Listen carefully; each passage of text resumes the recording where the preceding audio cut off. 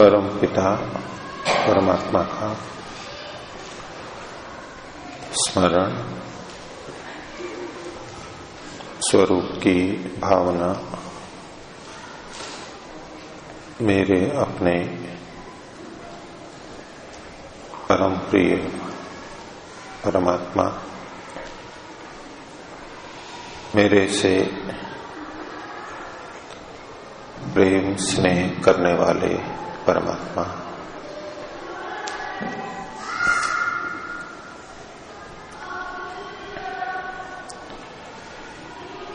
प्रणव ध्वनि।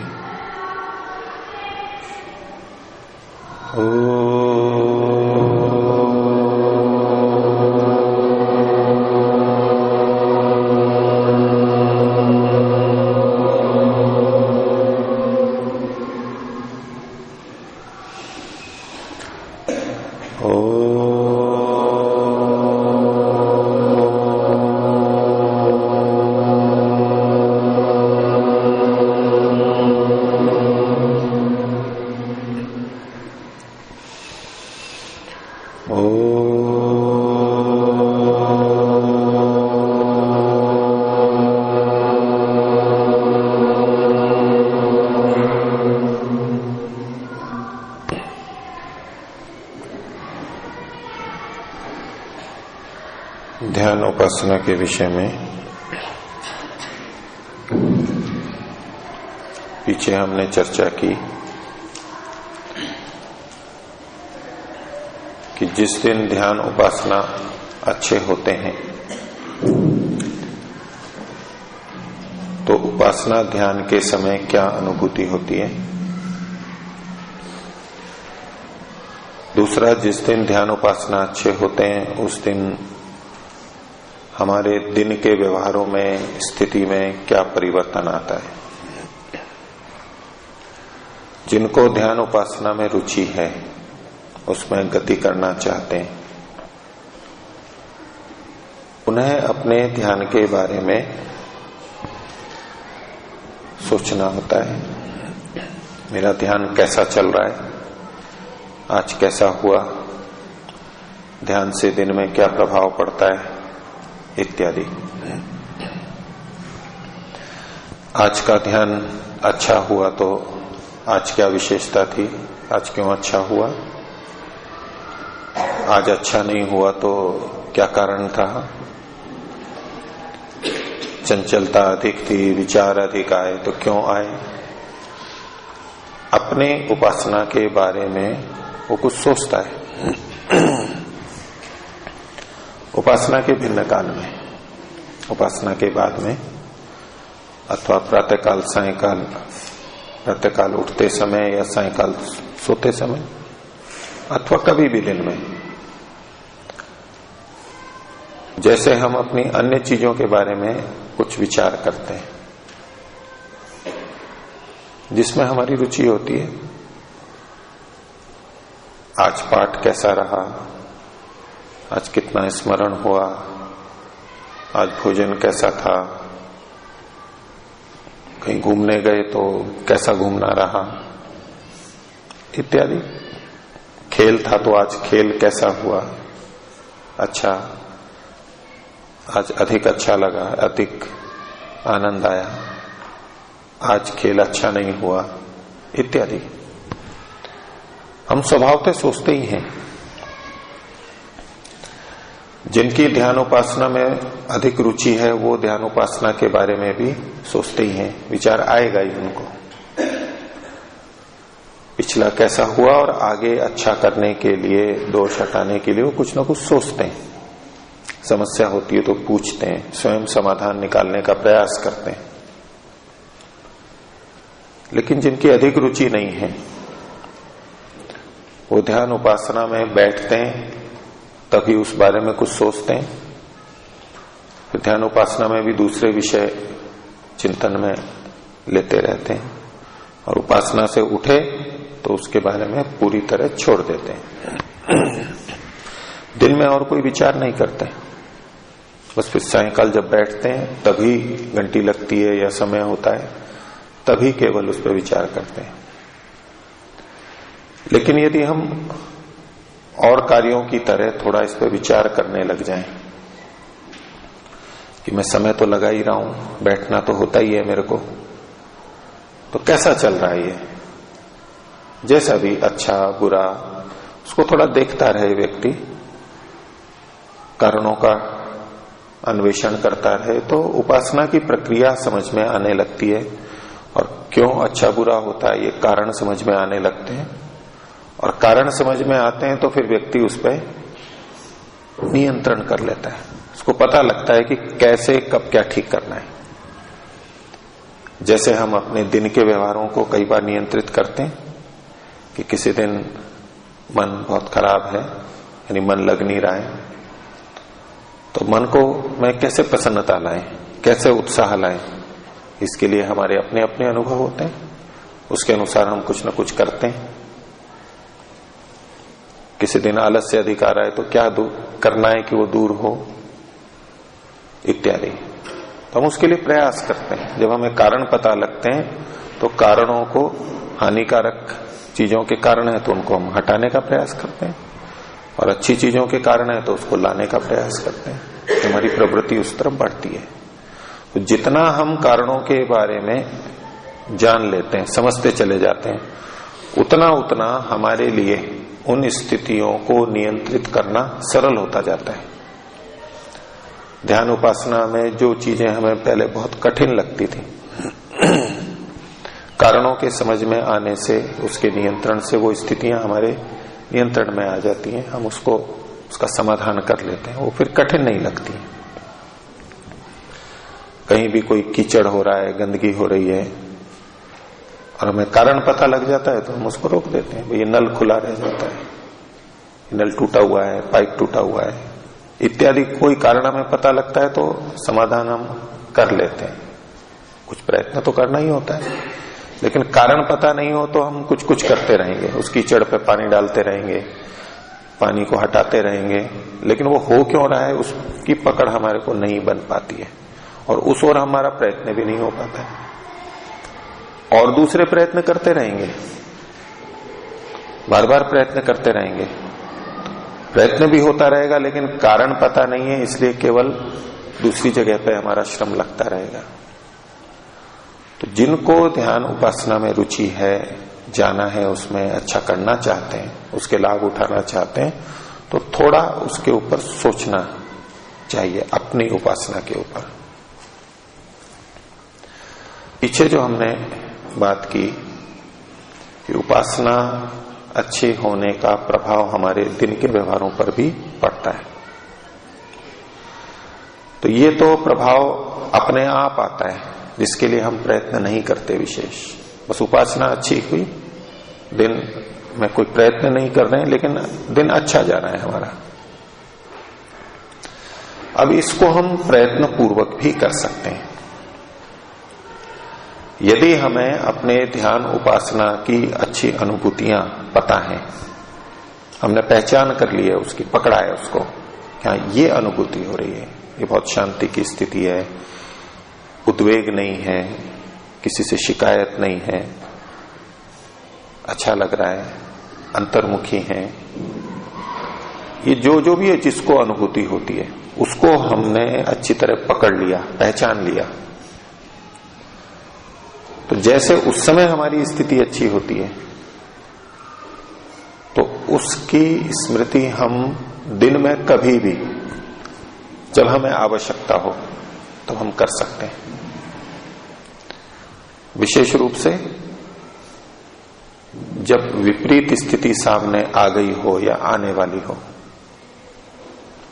किसी भी विकार का स्थल बन रहा हो, बेचैनी हो रही है, अच्छा नहीं लग रहा है, क्रोध आने वाला है, किसी ने कुछ भी किया, क्रोध आ गया हमारे को, आ जाता है, संस्कार है, कोई बात नहीं, लेकिन उस स्थिति से हम शीघ्रता से निकल सकें, उस स्थिति को अपने पे हावी ना होने दें, वो वेग हमारा कम हो जाए, उस सब के लिए हम अपने उपासना काल की अच्छी स्थिति का स्मरण करके वहां से बच सकते हैं। यदि हमने पहचान की है उपासना के काल में और उस समय हमें प्रतीत होता है कि हम बहुत निर्विकार हैं, पवित्र प्रतीति होती है, विकार नहीं आ रहा है मन में, हानिकारक विचार नहीं आ रहे हैं, जैसे मैं पवित्र हो गया हूं, ऐसी प्रतीति होती है ध्यान काल में, उपासना में। तो जब भी कोई विपरीत स्थिति आए दिन में, हम उसका स्मरण कर सकते हैं। जैसे विपरीत स्थिति आने पर हम अपने माता पिता का स्मरण कर लेते हैं, बहुत से भगवान का स्मरण करते हैं, भगवान याद आने लगता है, माता पिता याद आते हैं, या कोई बड़ा व्यक्ति, गुरुजन, आचार्य, व्यवस्थापक, वो ध्यान आते हैं जो हमारी रक्षा कर सकते हैं। विपरीत स्थिति आने पर उसका जो उपाय होता है वो हमें ध्यान आने लगता है कि होना चाहिए, ये हम प्रयोग करते ही हैं। तो उपासना करते करते जब हमें ये पक्का होता है कि ये अनुभूति हो रही है, अच्छी स्थिति है, इस समय काम क्रोध लोभ मोह नहीं आते, तो जब दिन में ये स्थितियां आती हैं, विपरीत स्थितियां आती हैं, और हम बचना तो चाहते हैं,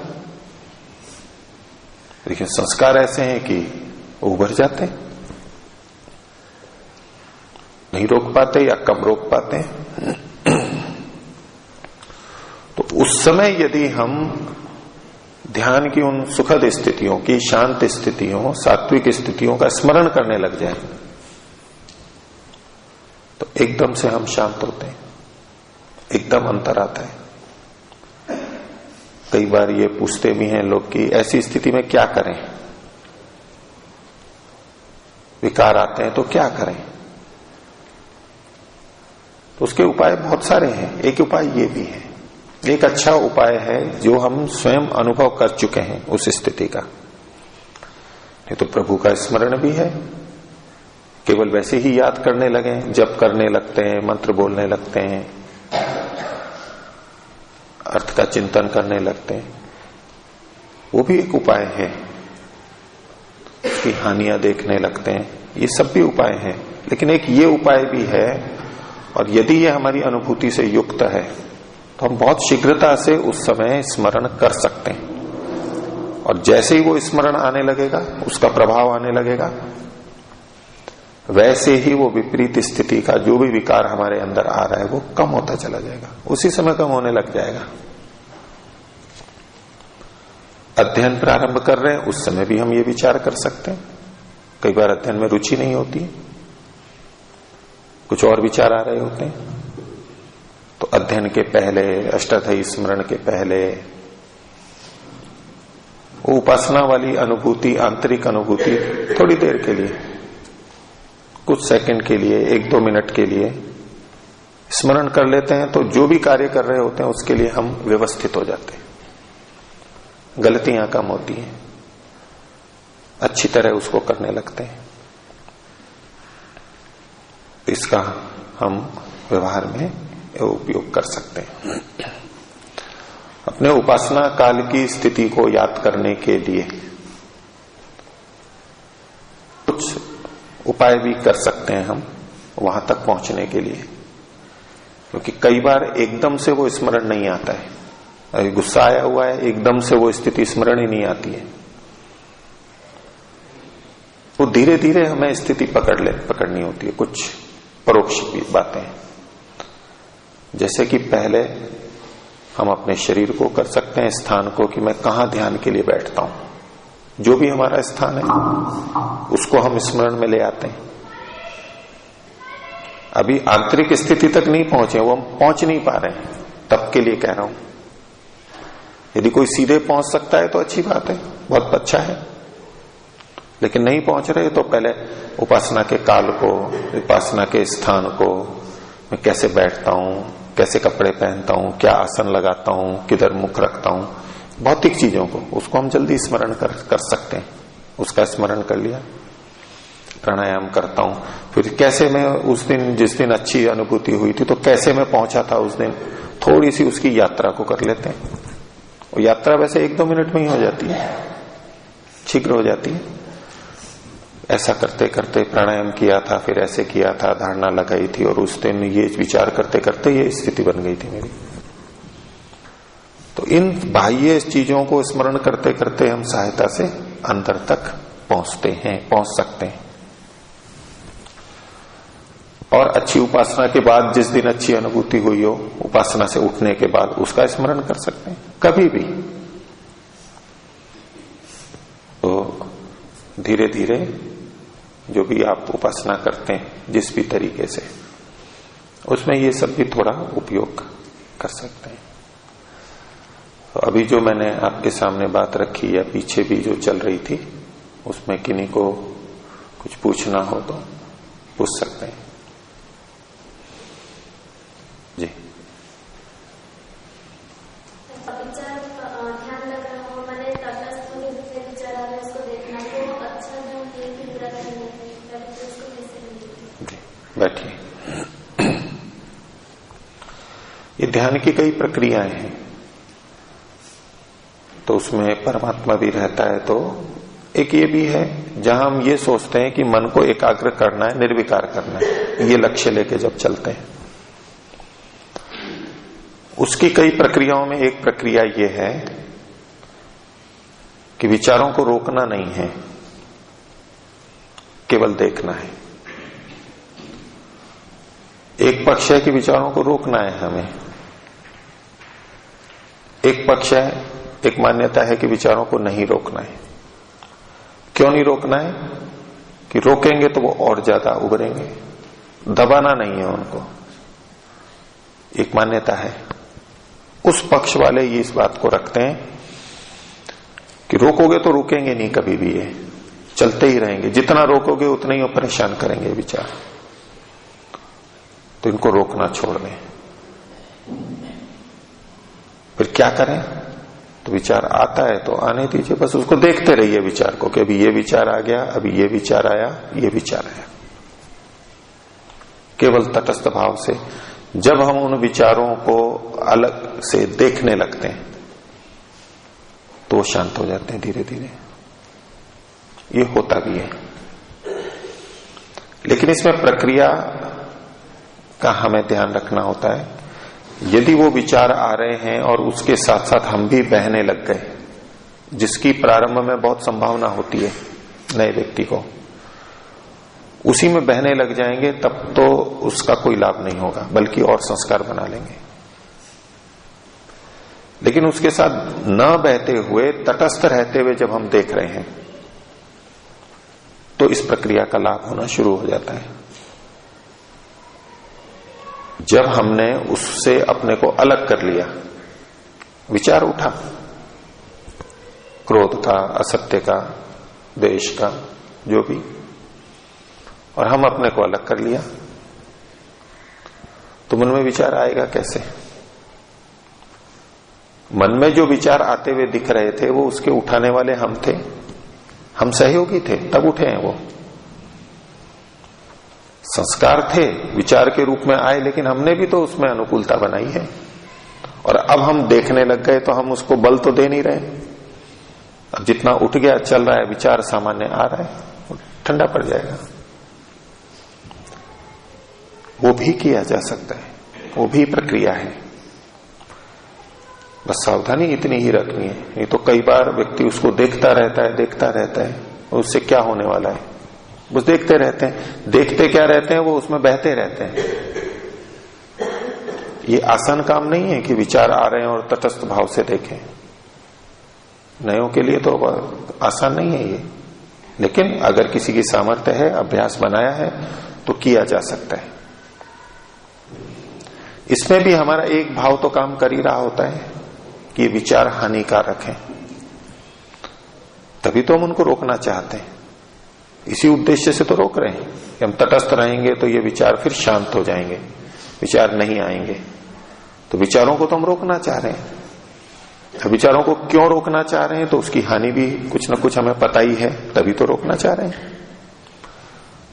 तो ये प्रतिपक्ष भावना, उसकी हानि परोक्ष रूप से चलती रहती है हमारे मन में, और ये उन विचारों को क्षीण करती है। ये किया जा सकता है। पर वैदिक रीति से जब हम करते हैं तो उसमें परमात्मा को अवश्य साथ में रखते हैं, क्योंकि ध्यान की पद्धति से हमें जहां तक पहुंचना है उसमें परमात्मा का स्मरण, परमात्मा की सहायता, ये सब भी बहुत उपयोगी होता है। उस प्रक्रिया को भी देखेंगे। लेकिन अगर किन्हीं को ईश्वर पे विश्वास ही नहीं आ रहा हो, कोई बात नहीं, तब भी ध्यान तो वो कर ही सकते हैं भिन्न ढंग से। लेकिन जिनको ईश्वर पे विश्वास है, ईश्वर के गुणों का स्वरूप, गुणों की भावना वो मन में कर सकते हैं, तो एकदम तेजी से लाभ होता है, बहुत अच्छा होता है। वो दोष नहीं है। कई जने उसको दोष भी कहते हैं, उसको कल्पना कहते हैं। कल्पना नहीं, वो विचार पूर्वक, युक्ति पूर्वक, वो मानी हुई बात है, ठीक है, वो उसका उपयोग भी किया जा सकता है। ठीक है, अन्य कोई? जी, इनका प्रश्न है कि विचारों को जब हम देख रहे होते हैं तो उसके साथ बहना क्या होता है और तटस्थ क्या होता है, या तटस्थ तो पता है। बहने का मतलब है जो भी विचार उठा उसमें हमने उस विचारधारा में अपने को सम्मिलित कर लिया। उदाहरण के लिए किसी व्यक्ति से हमें ईर्ष्या है, अब ध्यान में बैठे तो व्यक्ति याद आ जाएगा, हमारे को आ सकता है, और उससे संबंधित ईर्ष्या का भाव भी उभरेगा। जैसे ही वो व्यक्ति ध्यान में आएगा तो उससे संबंधित ईर्ष्या भी उभरेगी। अब उसी समय हम उस ईर्ष्या को करने लग जाएं। एक गलत व्यक्ति है, देखो मेरे साथ व्यवहार ठीक नहीं करता है, और देखो ये बढ़ रहा है, ये ठीक नहीं है, ये बढ़ रहा है तो इससे मेरे को परेशानी हो रही है, इसके अधिक अंक आ रहे हैं, इसको लोग अच्छा कह रहे हैं, इससे मेरी उपेक्षा हो रही है, इत्यादि। तो दूसरे की वृद्धि के कारण जो हमारे मन में असहिष्णुता आ जाती है, ईर्ष्या है। और अब हम उपासना काल में करने भी लग गए, ध्यान के समय ये व्यक्ति हट जाए तो अच्छा है, चला जाए तो अच्छा है, बीमार हो जाए तो अच्छा है, इत्यादि ये चीजें जुड़ गई, और ईर्ष्या का भाव, जलन हमारे अंदर होने लग गई। वो स्मृति आई और हम भी वैसे बन गए, उस भाव से युक्त हो गए। ये है उसके साथ बहना। वैसे ही हम बन जाते हैं, उतने नहीं तो कुछ बनेंगे, इससे तो हमारे वो संस्कार और दृढ़ हो जाते हैं। और तटस्थ रहने का मतलब है कि हम ये देख रहे हैं कि अच्छा, ये ईर्ष्या की भावना मन में उभर गई है,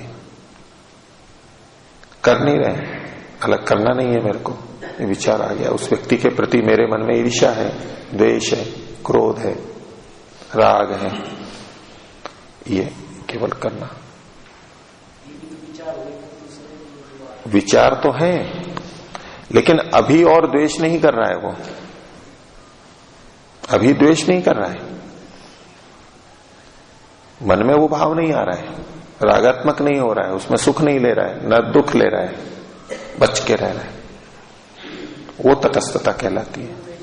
एक दूसरे विचार से तटस्थ हो रहा है, मैं उससे जोड़ूंगा नहीं, ये दूसरे विचार आ रहे हैं, कोई बात नहीं, विचार तो आएंगे ही। इनका ये कहना है कि वो भाव चल रहा है ईर्ष्या द्वेष का, हम दूसरे विचार ला रहे हैं, इसको मेरे को नहीं करना है, तो होगा ही ना, विचार तो रहेंगे ही। नहीं, इसे ही तटस्थता कहेंगे वहां पर। आप तटस्थता का मतलब ये देखें कि मैं कुछ भी विचार नहीं करूंगा, ऐसा तो अभी हो ही नहीं रहा है। विचार तो वो आ गए हैं, आ रहे हैं, ये उस स्थिति के लिए है जब हमारे विचार आ ही रहे हैं, कभी इसका स्मरण, कभी उसका स्मरण, कभी इसका स्मरण।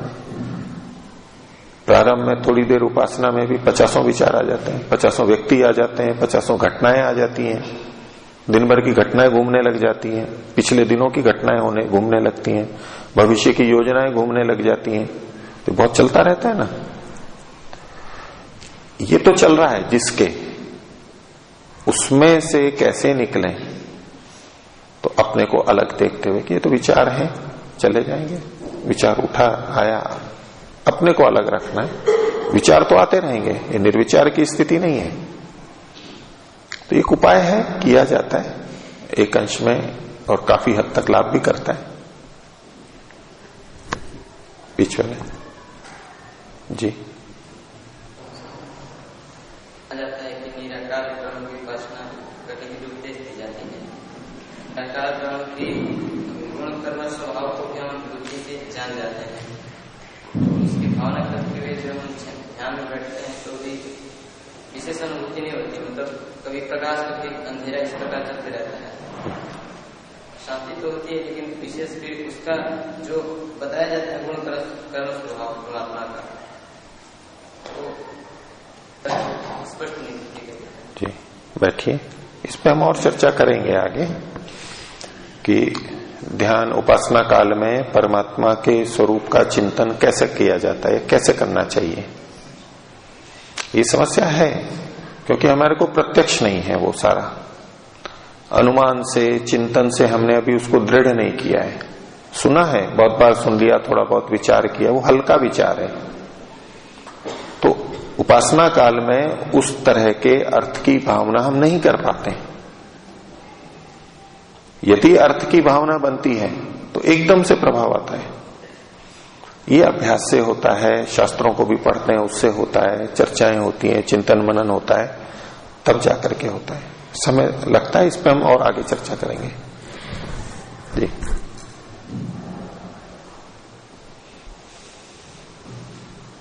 अच्छा जी, लोग ध्यान करने बैठते हैं तो इसमें बहुत सारे विचार आते हैं, इसमें अच्छे विचार भी आते हैं, तो उन अच्छे विचारों में मैं खो जाता हूँ और उसी में पूरा आनंद आने लगता है और पूरा समय उसी में करता है। आपका प्रश्न क्या है, उसमें करना चाहिए या नहीं करना चाहिए? मेरा प्रश्न है ठीक है क्या करें? नहीं, प्रश्न तो ठीक है, लेकिन वो करना चाहिए या नहीं करना चाहिए उसको मैं थोड़ा खोल के बताता हूँ। इसमें ये विचारना होता है कि जिसे हम अच्छा विचार कह रहे हैं वो क्या है। अच्छा विचार क्या है? कई बार हम भविष्य की योजनाएं बनाते हैं, बहुत अच्छी है, लेकिन उस समय आ रही है तो ये गलत है। हम सेवा परोपकार करना चाहते हैं, राष्ट्र का उद्धार चाहते हैं, मैं बहुत बड़ा साधक योगी बनूंगा। ये अच्छे विचार भी अनियंत्रित रूप से आ रहे हैं तो वो रोका जाता है, रोके जाते हैं। वो अनियंत्रित रूप से नहीं आने चाहिए। ये आप स्वयं देखिए कि वो अच्छे विचार यानी भविष्य की अच्छी अच्छी योजनाएं कल्पनाएं वो कर रहे हैं तो उसमें आनंद आ रहा है, तो ये उपासना वाला भाग नहीं है, ये ध्यान वाला भाग नहीं है, उससे अलग करना है। उससे भी दिन अच्छा दिखता है। ठीक है, उतना अच्छी बात है, लेकिन वो आपको कितने दिन चलेगा? ये उत्साह के लिए है, ये तो आप अन्य समय भी कर सकते हैं। बहुत अच्छी कल्पना की हमने, ऐसा हो जाएगा, योजना बनाई, अच्छा है, एक अंश में अच्छा है, लेकिन ध्यान उपासना का जो मुख्य लक्ष्य है उस पर यह केंद्रित नहीं है। लाभ तो होगा इसका, दिन भी अच्छा बीतेगा, लेकिन ध्यान उपासना का अलग भी हमें वो करना चाहिए। इसको थोड़े अंश पे रख सकते हैं आप, प्रार्थना के रूप में ले सकते हैं उन चीजों को, लेकिन ज्यादा वो नहीं ठीक है। नहीं तो आप कल्पना ही करते रहेंगे, फिर ये लगातार चलता रहेगा, लगातार चलता रहेगा। नहीं, लगातार नहीं चलता है, कभी कभी ऐसी। ठीक है, तो थोड़ा है तो ठीक है, चल सकता है। ये तो एक प्रवृत्ति भी बनती है, एक अंश में ठीक है, अभी अन्य समय में भी कर सकते हैं आप इसको। तो जी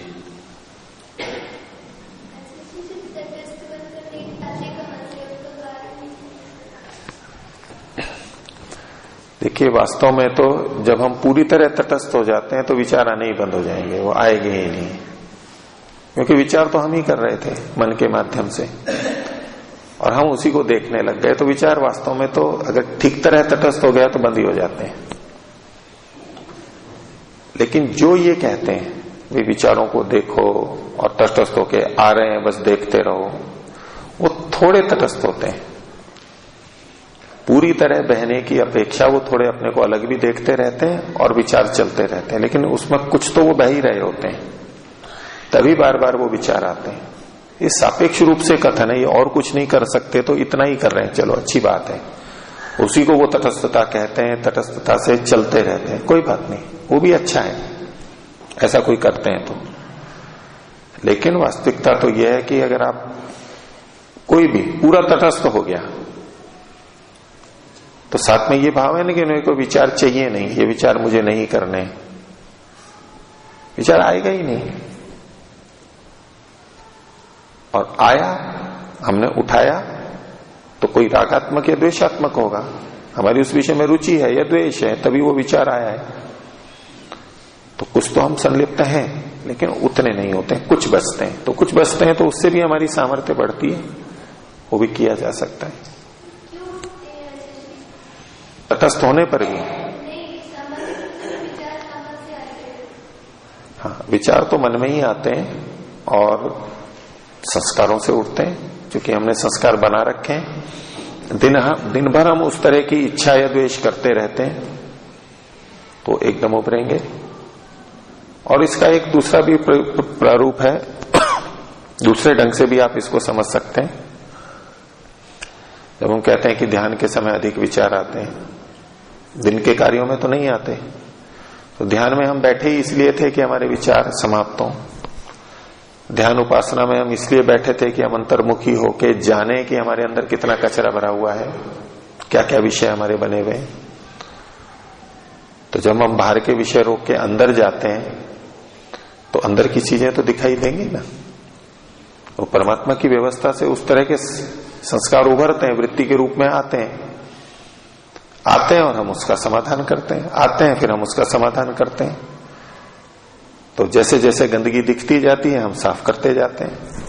और अगर गंदगी ना दिखे हमें, क्या साफ करेंगे? हमें पता ही क्या लगेगा कि मेरे अंदर क्या क्या भरा हुआ है।